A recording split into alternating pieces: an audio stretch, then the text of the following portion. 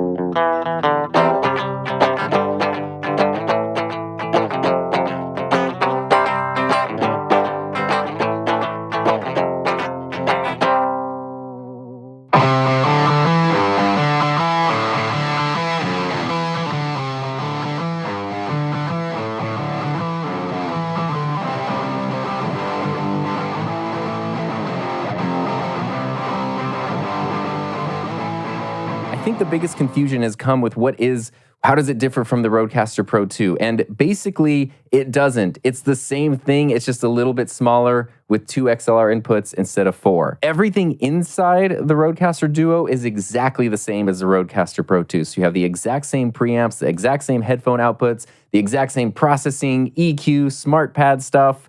All of that is exactly the same. All of the routing options, all of the USB connectivity to multiple computers, the VESA mount on the back, all of that is exactly the same as the bigger and more expensive Rodecaster Pro 2. Both of them are plug and play, so while there is a whole bunch of software that you can do fun stuff with, as soon as it's connected to your computer, Mac or PC, it will show up as a source for both input and output of audio. And the smart pads can do not only sound effects, but they can also be used to trigger effects, and then also be used as MIDI triggers, which is something that I admittedly don't know a lot about, but it's cool. And I mentioned it before, but those preamps that are in here, those Revolution preamps that are from the Rodecaster Pro 2, those are pretty much the best preamps I've ever used because they're incredibly quiet. That's what I'm using right now to run the SM7B, which is a notoriously quiet microphone. And even though I have this boosted up to 57 decibels of gain, there's very little. It's quiet. Like, it sounds really, really good. And I have more than enough power. I could go up to 76 decibels, so I could crank this even louder if I needed to, which means that the Rodecaster Duo with those preamps can power any mic you throw at it without the need for an additional booster. I did an entire video about this when it comes to the Rodecaster Pro 2. And if you add a booster, it actually introduces noise to the signal. So it becomes noisier when you use a booster, which is crazy. All that to say, the built-in preamps are really good. It can handle any mic you throw at it, and you don't need anything else additionally, which makes the whole setup simpler and cleaner and potentially less expensive if you typically do need to use boosters with dynamic microphones in your current setup. Once you select your channel, you can then not only select your microphone and adjust the gain, but you also then have the simple processing here, which adds things like depth, sparkle, and punch. And what I really love is anytime you select something on the screen, you can then just turn the knob to adjust it, and that's awesome. So let's take out the punch. Let's take out the sparkle. Let's take out the depth of this SM7B right now and make it sound quite flat. So now we can add some of those things in. This is with all the depth. I actually really like that. Wow, it's sounding kind of nice. Sparkle, we can add in some sparkle. That is, almost sounds like it's more compression than anything. And then bring in some punch. Now we're gonna give it that broadcasty sound right there. This is exactly the same as the Rodecaster Pro 2. You can go to advanced, and now you have a lot more options. You can go into each one, the high pass filter, the de-esser, the noise gate, the compressor, the equalizer, the exciter, and just panning. And you can adjust them individually. I really do love the equalizer because you can adjust high, mids, and lows. You can adjust where the bell is located, and then you can adjust the gain for that specific thing. Sorry, this sounds super weird right now. And speaking of sounding weird, you have all the same effects built into the Rodecaster Duo. So you can do just the simple sound effects, like when I tell one of my amazing jokes, and the response is just crickets. Of course, you can load in.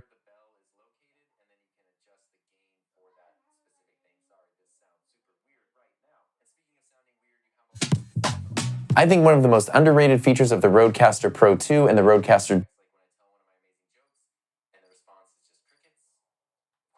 adjust. Hi everyone and welcome to my channel. So today we are going to go through my settings for the Rodecaster Duo that I've basically spent the past 24 hours attempting to get some semblance of what it is that I would like to have for this device with my stream. I do live streaming on a single PC, so I do not have a dual PC setup. With the Rodecaster Duo, I basically want to be able to control my mic audio with a physical slider. I wanted to be able to control Spotify with a physical slider. And I also wanted to be able to control my game and system audio using another physical slider. So I did not want to have to go into OBS to be able to adjust volume settings or anything like that. I wanted it all to be controllable via the Rodecaster. And I'm going to be completely honest, I have had an absolute nightmare with it. This has not been the easiest thing to set up, especially compared to the Go XLR Mini, which is what I was using. And so basically, it has been an absolute nightmare trying to get the routing to work and trying to get this to just run in general with OBS, because OBS does not seem to like the way that the Rodecaster works or the routing for it. So basically what I'm going to do is I'm going to do a rundown of exactly what it is that I have done to set up this device. Another thing that I should know is that for my live streams, I predominantly at the moment play single player. So I don't need to have Discord. I don't need to have in-game chat or anything like that. So please note that these settings may not be ideal for the type of gaming that you're looking to do or the type of live streaming you're looking to do.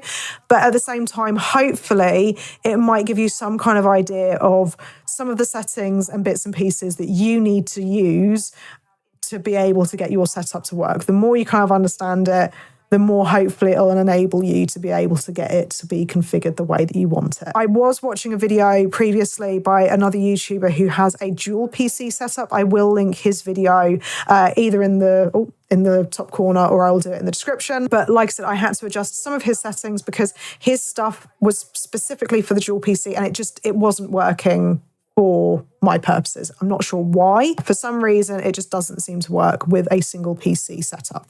So as you can see, so this is the Rodecaster Duo, and I will show you. So this is essentially what I've got. I don't have a separate camera to kind of show you the device itself. So I'm going to use this to kind of demonstrate how I have things physically set up.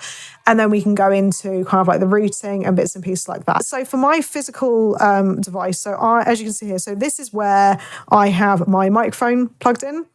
So I have a Rode NT1. It is plugged into this port here. I have got the power cable plugged into this port here. But right here is where kind of like the most important part happens. So this is a USB-C. So it's USB-C to USB-C with my particular device. That's the cable that I got with it. So this is port 1. Okay. There is a second port, which is here. Funnily enough, you can actually use 2 USB-C cables into the same PC. So a lot of people who are obviously doing dual PC setups, what they will do is they will run one of these USB-C cables to one PC and they will run the other USB-C cable to the other PC. So then they get 2 different inputs. However, if you're doing a single PC setup, the issue with having just one cable going to one PC is that then limits your channel options. So what I mean by channels is when you go into your system settings here, you can see that on this, I've got the Rodecaster Duo main stereo.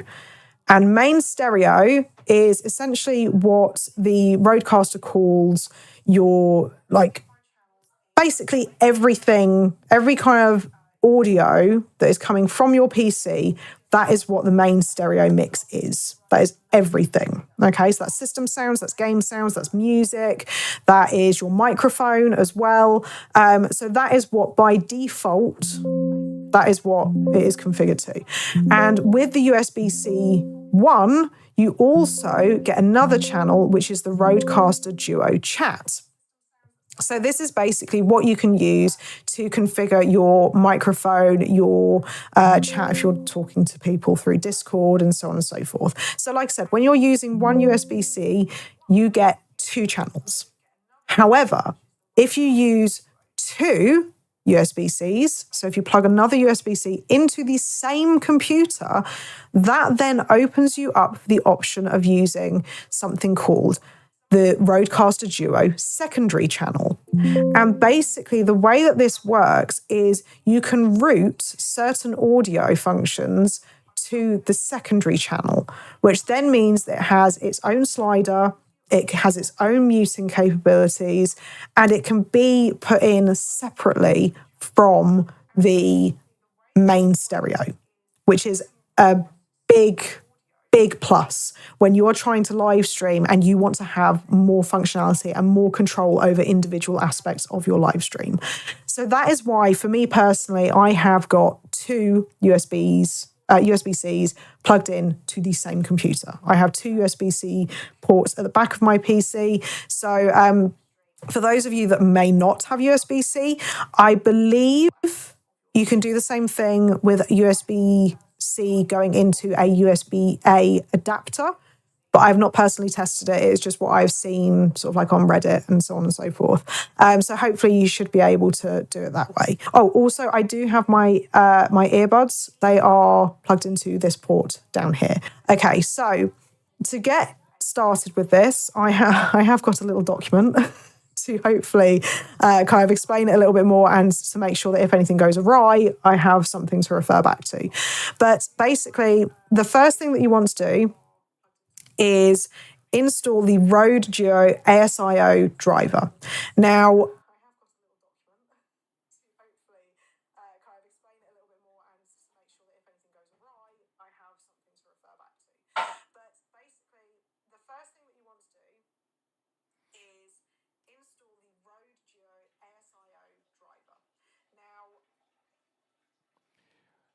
Uno, 2, 3, 4, 5, 6, 7, 8, 9, 10.